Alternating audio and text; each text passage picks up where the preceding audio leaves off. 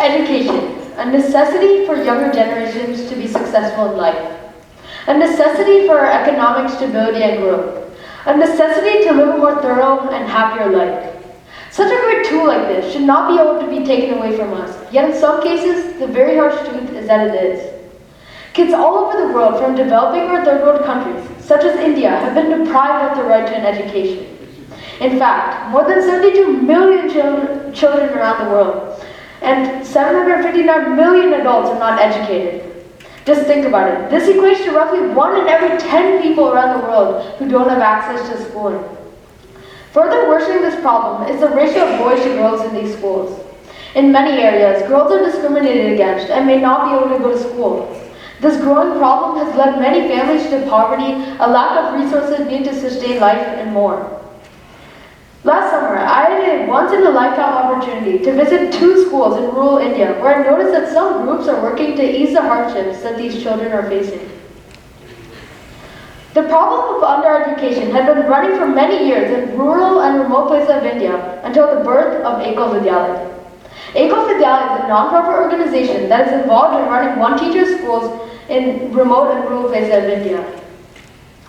Ekal is responsible for starting and running over 80,000 functional schools, averaging about 30 kids per school, which equates to 2.3 million kids who are gaining access to education throughout India.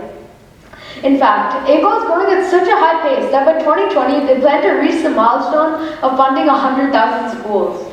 These schools are also incredibly cost efficient, as donors donate $1 a day or $365 a year to support a school for a year.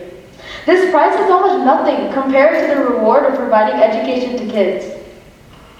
Furthermore, throughout these schools, the ratio of boys to girls is almost exactly a 50-50, easing the problem that more boys are being educated than girls.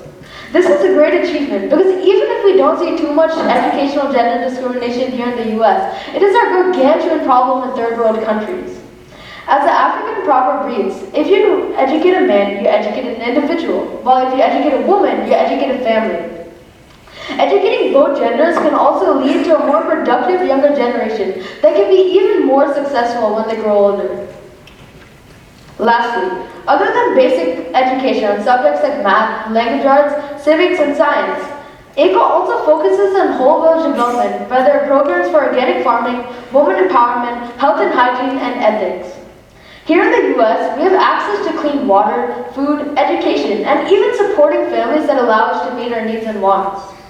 Unfortunately, underprivileged children in these schools may not have a family that knows how to take care of themselves, and this leaves schools to teach children about self-care and other life concepts that will help them thrive. By helping villages as a whole, Ekal schools can slowly help these communities become more and more independent.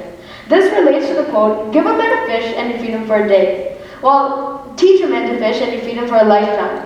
If Ekal only focused on giving depletable resources to these villages, such as money, the villages may be able to survive for short periods of time. Ekal rather focuses to educate students and even their families so they can support themselves. In summary, Ekal Vidyalaya is a non-profit organization that is actively making differences and bringing schooling in remote places of India.